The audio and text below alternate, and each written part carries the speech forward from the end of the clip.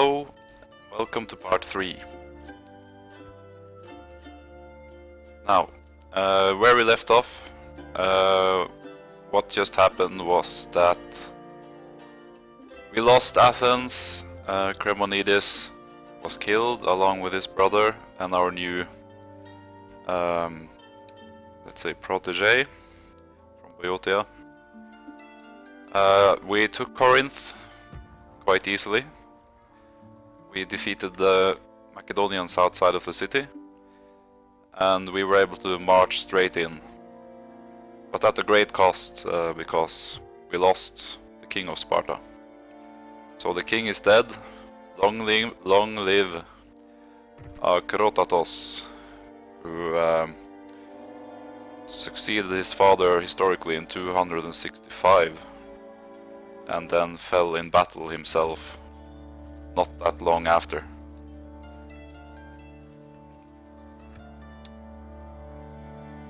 And I thought we did this last time, but maybe I forgot to save afterwards or something. We go back to Rhodes with a fleet because we want to send Herakleitos. He is the oldest son, the only son of Cremonidis. He's just 16 years old. He is strong, but not very sharp, and not a very personable guy, it seems. But he is selfless, and he has a positive outlook on life. So it's not all bad. Perhaps one of the signs of his lack in wit is his apparent love of barbarians, which will make it easier to assassinate him and to send agents into any city where he is the administrator. But he is going to be the leading man of Athens one day if he doesn't get himself killed, which I worry that the Macedonian fleet will intercept us. Would it be stupid to land on the Kyklades Islands just to make sure we don't lose this whole army along with the fleet, just in case?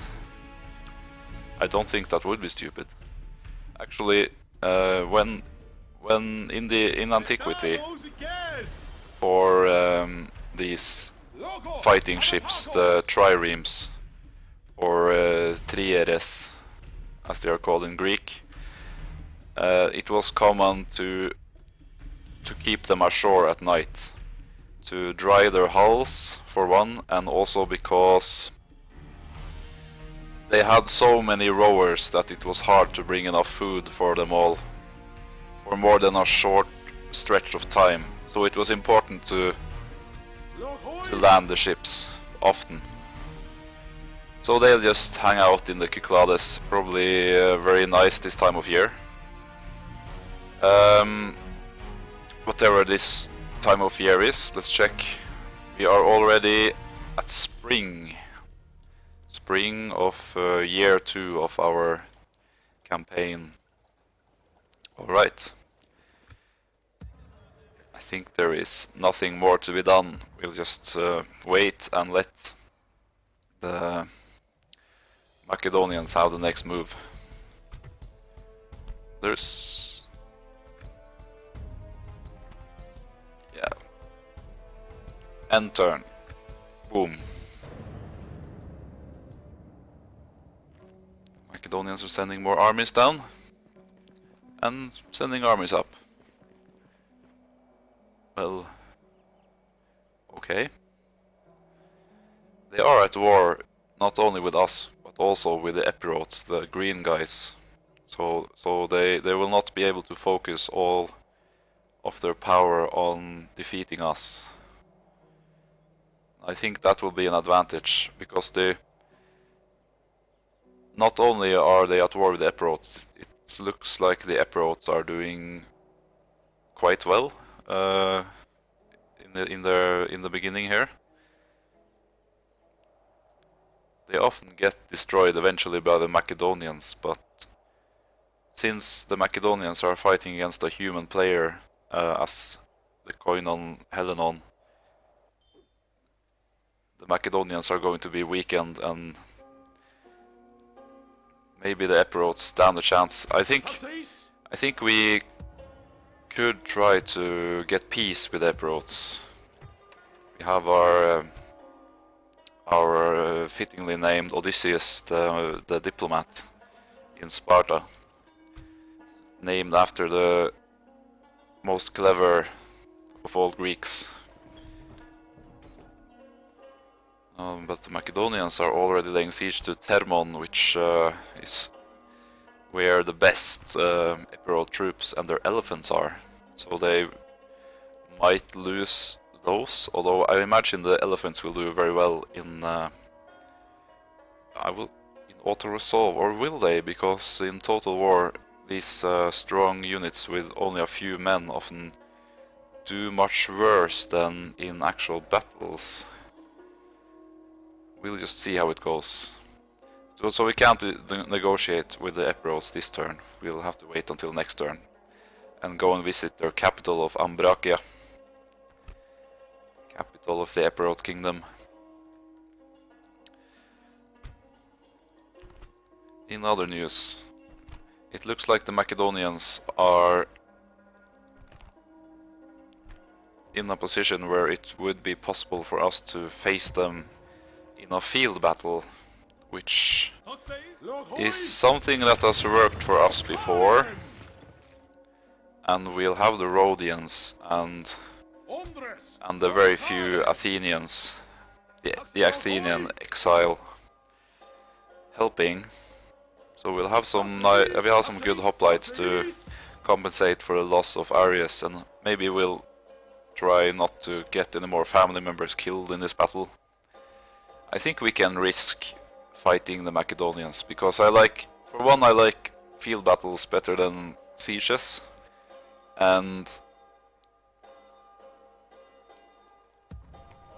I think we have a really good chance of winning. We could stand to gain Athens back, which would mean that we would be in a very good position with both Corinth and Athens. I want to make Corinth an equal member of the league. I'm not sure how to go about doing that. We have to build... Military administration makes it sound like we're occupying them and not that they're an equal member.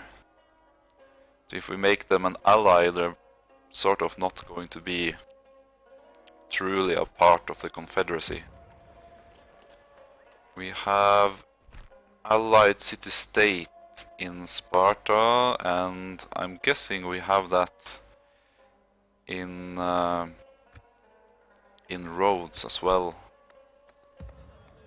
Allied city-state, that's what we want in Corinth.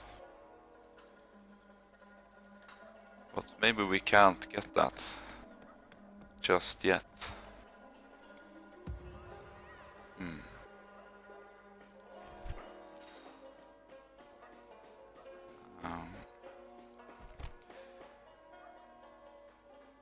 Okay, we'll try military conquest and see if we can get them to become a full-blown member of our league.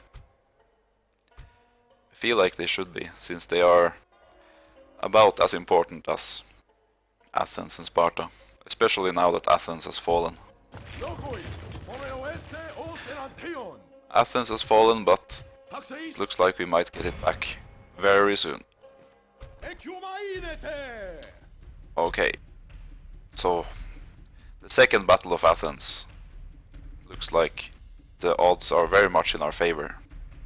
The Macedonians have lots of light troops, some Thessalian cavalry and the cavalry with their general, which will be dangerous, but I'm sure the AI will manage to waste them anyway. I think this battle will be easy.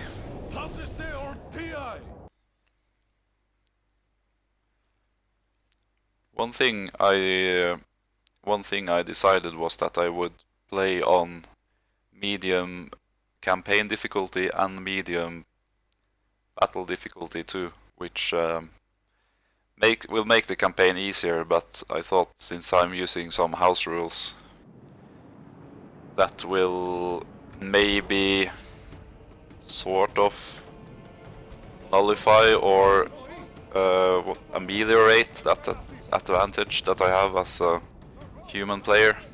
Not entirely, but to some degree. And I thought that for role-playing purposes, medium might be better as well. It's not like we're power playing, we're just having some fun with the history part of the game. So we'll form up our hoplites in the usual battle line, the phalanx. I'm calling it a phalanx because that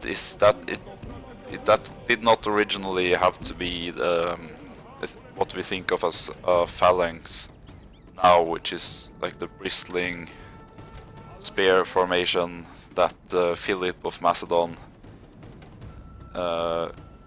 might have invented, or that he introduced at any rate in Macedon before this period, and used very effectively to conquer Greece. And then Alexander brought the Macedonian phalanx from Macedonia to India. We'll just call this battle line our phalanx. We Greek cities are a little bit old-fashioned. We still fight as heavy hoplites, which were going out of style in this period. The equipment was getting lighter all the time, and for the Hellenic factions, we're later going to get a reform event, which will give us some new lighter armed infantry who fight with lighter armor and oval shields, which were adopted from the Galatian Celts, who came to the Balkans just I think a couple of decades, maybe 3 decades before now, and the Greeks were hard pressed to beat them back, but eventually managed to defeat them after many cities were sacked and many battles were lost to the warlike Celts, and they could not prevent the Celts settling in the region which is now called Galatia, which is inland in modern-day Turkey, in the region that we'll call Anatolia. They're sending forth their cavalry right away. We can send our light cavalry to skirmish with them. I think our light cavalry will be... They are lighter armed, so they will be faster and able to... I didn't notice that. Able to maybe draw the Thessalians away so we can kill them with spears and hoplites. The Thessalians are of course getting ahead of themselves and chasing our slingers. Meanwhile, we're losing a lot of our Anatolian infantry here. These are from southern modern-day Turkey. They are from the different tribes that lived in that area. Like, just to mention one, the Carians, whose city is Halikarnassos. That's where from Herodot, the historian, came from. We might... I'm really messing this up. Sorry. It's hard to play effectively and talk at the same time. Like the Let's Players always seem to say, and now I see what they mean. We might eventually end up in Halikarnassos, because after we're done in mainland Greece with liberating cities there, I think we might want to expand our league by going to some of the other Greek cities. I'm interested in going west and help some of the Greek cities there against the Romans and any other dangerous factions that are going to threaten their independence. We'll of course help them by persuading them to join our league. I'm going to talk more about what those Greek cities in the Western Mediterranean are later. Because I think the history of the Greek colonization of many different places in the Mediterranean is very fascinating.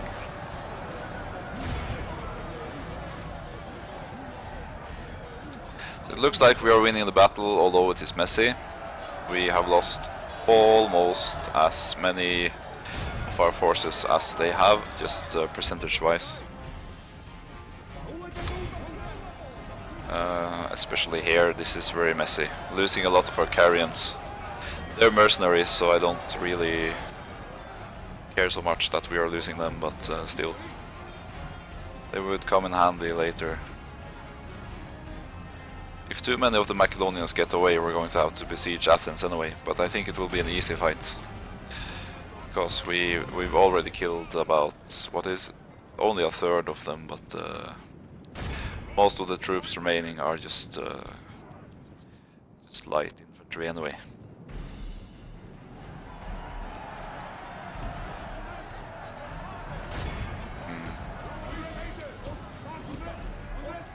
These cavalrymen are lancers, so they really chew up my light javelin throwing cavalry. So I'm not going to send my cavalry against theirs. We are not a very good match against the Makedonians in cavalry at this point.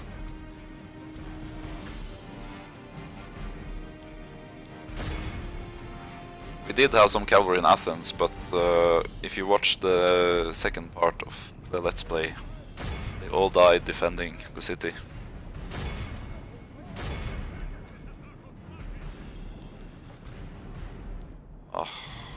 Light troops getting hit hard by their cavalry.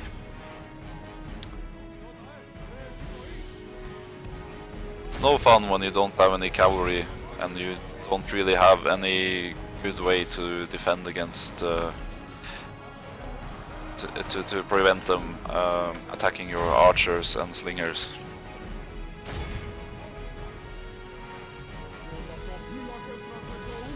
I find that in this version of Europa Barbarorum, cavalry is more effective and dangerous to light troops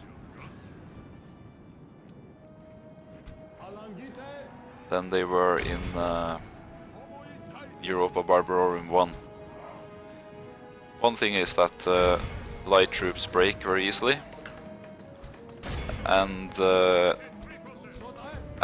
cavalry seems to last longer in a melee with them as well. Still, we drove off their cavalry. Now we just want to try to kill as many of them as we can. I'm not that happy with our performance, but what can you do when you don't have any cavalry? You just have to run around and try to chase their archers. At least they can't kill many of our troops who are heavily armored.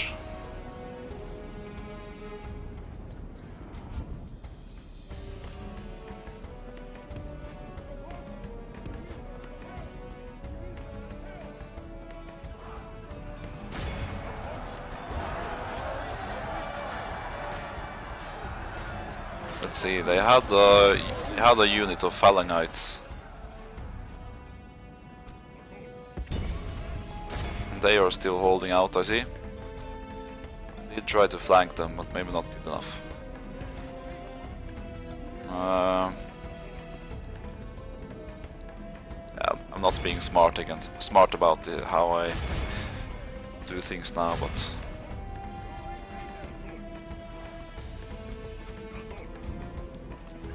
the odds are so overwhelmingly in our favor anyway.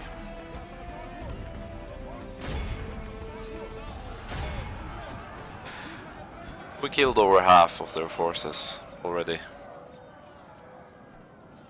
Killed or captured, but they're definitely not going to accept the offer of ransom for their troops because they can't afford that. The AI almost never accepts ransom offers. I don't know if it really was common in this period to ask for ransom for captured troops. Maybe that's more of a medieval thing anyway. But what you can do, what happens when you defeat, for example, Phalangites, or you defeat hoplites, is that you get a pop-up which says that you can now recruit mercenary Phalangites and hoplites from your cities, because Greeks are such a valuable resource that it would be a waste to kill prisoners.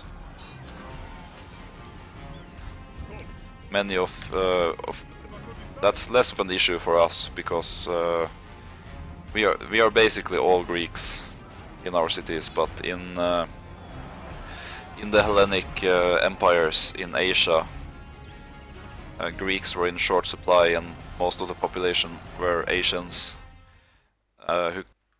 who could, of course, fight as hoplites or in a phalanx, but the successor states were not so eager to arm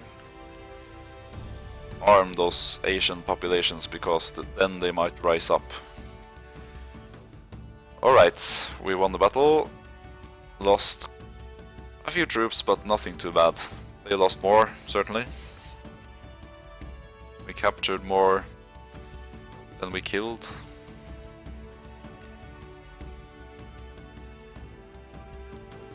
Here's a quote from the Bible, which I think is appropriate. It's a battle in 160 BC, in fact.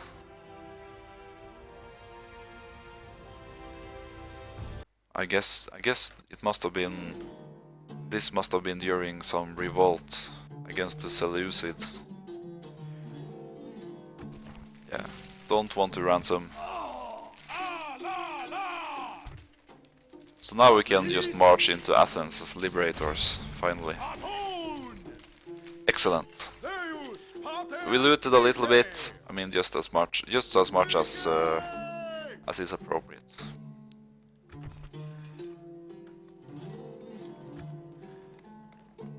The Makedonians wanted to make the Athenians allies. So we're going to do this our own way. Military conquest, and hopefully we can make them allies again. I mean, an equal member of the League, which is what I want for both Athens and Corinth. We'll send our fleet into a port in Athens, the port town of Athens, called Piraeus. Was very impressive. It was, I think it was founded, or the idea to expand it came from the Athenian statesman called Themistocles, who was very involved in building the Athenian fleet back when the Athenians were preparing to defend themselves against the second Persian invasion of Greece, and the Athenian fleet was important for winning the war in some significant battles, such as the Battle of Salamis, just outside of Athens, naval battle where the combined Greek fleet beat the much larger Persian fleet, and that was instrumental to winning that war. Well, but I think I'm making too many digressions at this point. It's a bit like reading Herodotus. He never sticks to the point. He makes digressions all the time and then starts talking about everything he's learned about these people and that and just anything.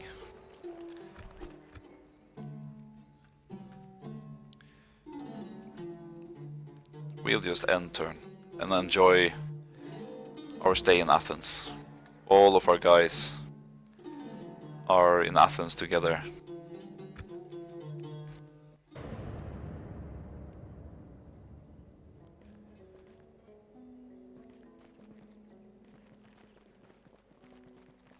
Who is that, I wonder? It must be the Macedonian king.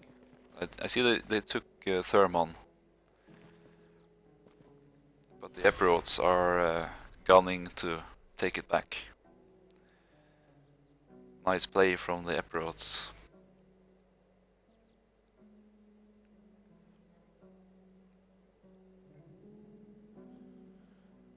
We'll try to get a ceasefire with them. With the Epirotes, I mean. And if they don't want that, then we'll just have to destroy them. We're going to want to take their lands eventually anyway. But I think it would be better to have just one enemy at a time.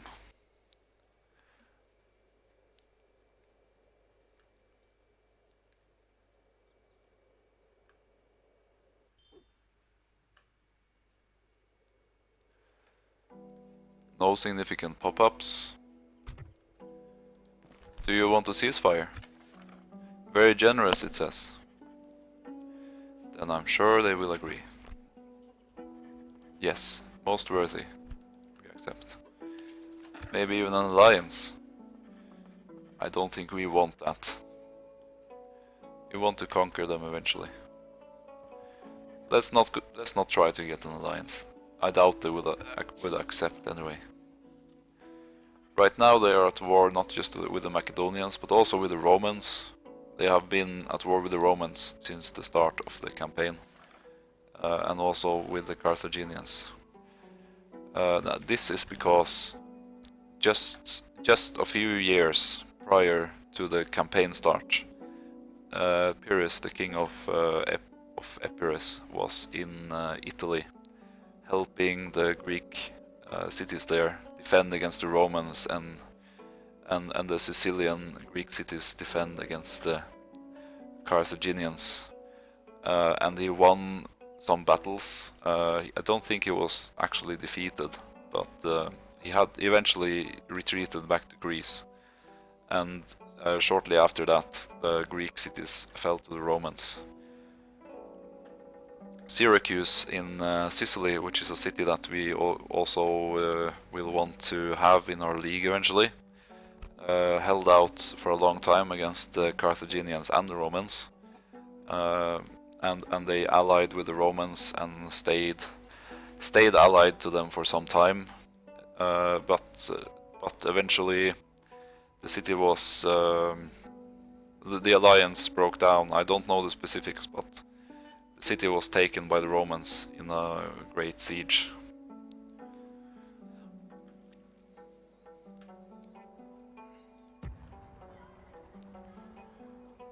We have some options now. We could just stay in Athens, or we could march north, and then we would have a very good chance of taking Demetrius, the capital of Thessaly,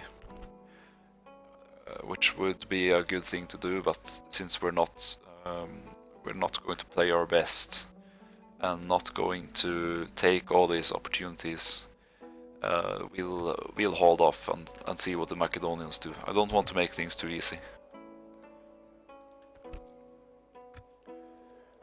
We could send our spy and have a little look at Pella, the capital of Macedon.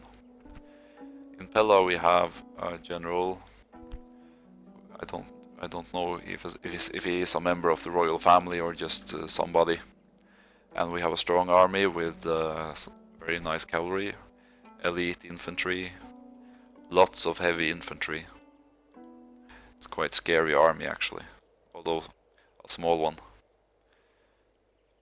And Pella is not a very large city. In Pella we have the tombs of the Macedonian kings, which is a monument, but unfortunately we don't have vision of it. We can send our spy to have a look at some more of Greece. Here is a large an epirote settlement, which is part of the province of, what's it called? Illyria Hellenike, Greek part of Illyria, as opposed to Illyria proper up here, which is defended by a lot of Illyrians. And in Epidamnos we have Pyrrhus himself, king of Epirus. It's a very famous military commander, a very good general in game, and as he was in real life as well. But he was the kind of general who didn't know how to take advantage of his victories, and he used to flip-flop a lot and never really commit to anything. But he's doing better in the campaign than in real life because he's still alive. And his heir is someone called Ptolemaios, which I think means that the other heir, which is called Alexandros, normally succeeds Pyrrhus, must have died. So this must be a younger son, and other family members as well, and an army of light troops. Not a very strong one.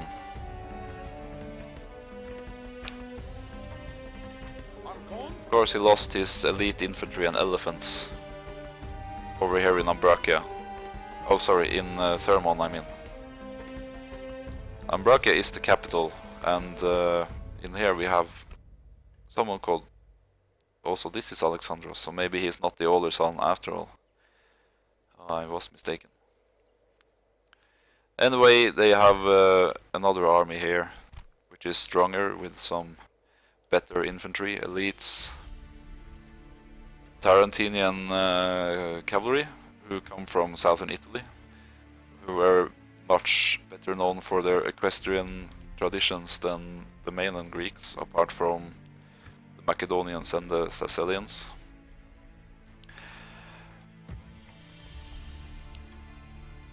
We will not do anything yet. We'll just end turn and do nothing for now.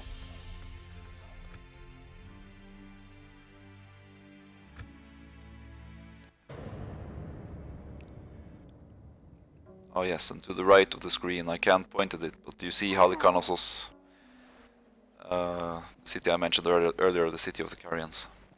They took Thermon, and Pyrrhus is going there. Good thing we're not at war with him anymore.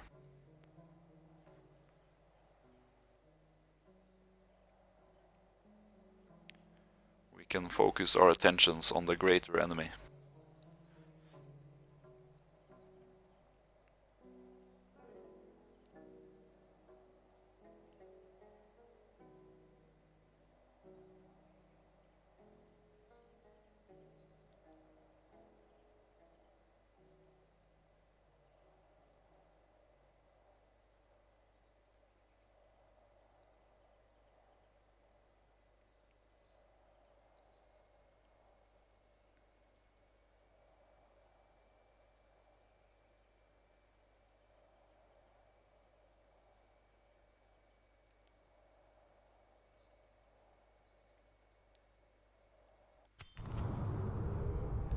This year in history, we can skim it just to see what happened in our part of the world. Antigonos Gonatas is the king of Macedon. It says here he was permanently re-established as king of Macedonia. Yeah, pro-Macedonian tyrannies are established in the Peloponnesus.